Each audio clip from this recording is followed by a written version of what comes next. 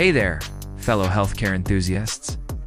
Ever wondered what goes on behind those emergency room curtains? Well, buckle up because we're about to dive into the wild world of triage, where nurses are the unsung heroes of organized chaos. Picture this. You're a nurse, and suddenly, the ER doors burst open. In walks a guy with a paper cut, followed by someone clutching their chest, and then a kid who thought it'd be cool to stick a Lego up their nose. Who do you help first? If you said the paper cut guy, then honey, we need to talk. Welcome to the art of triage, where we separate the ouch from the oh no. Triage isn't just a fancy French word we use to sound smart. It's our secret weapon for making sure the sickest patients get help stat, while the not-so-sick folks get to practice their waiting room magazine flipping skills. Now, let's break down our triage system faster than you can say code brown. We use a 1-2-5 scale, and trust me, it's not like rating your Uber driver. A 1 means drop everything and run, while a 5 is more of a take a number and have a seat situation. Level 1. This is the holy guacamole. Category. We're talking major trauma, cardiac arrest, or anything that screams.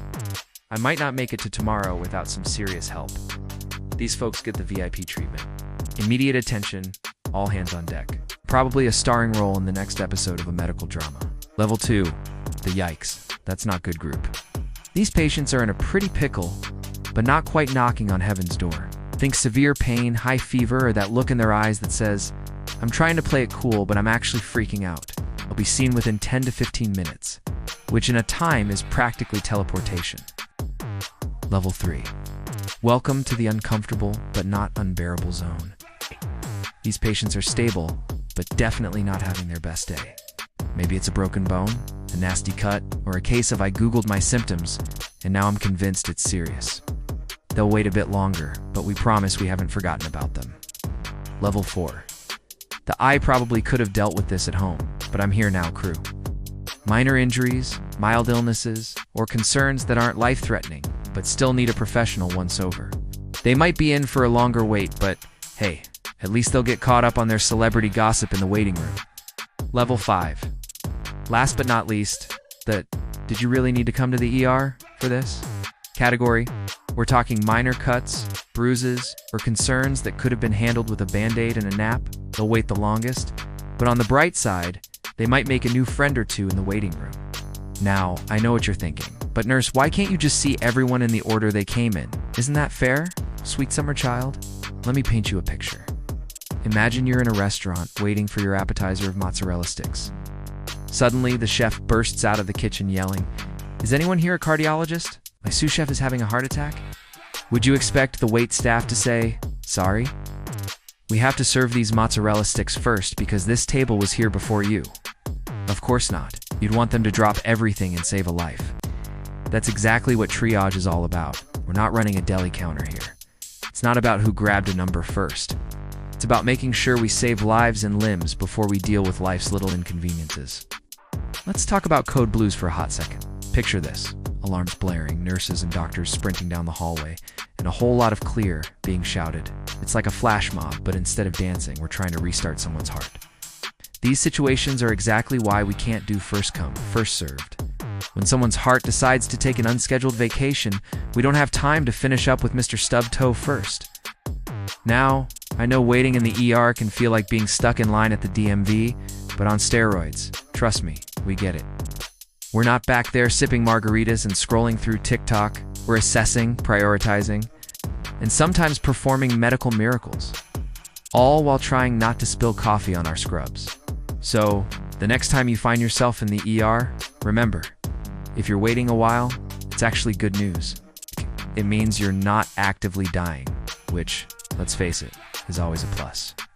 And if you see people getting whisked away before you, don't get huffy.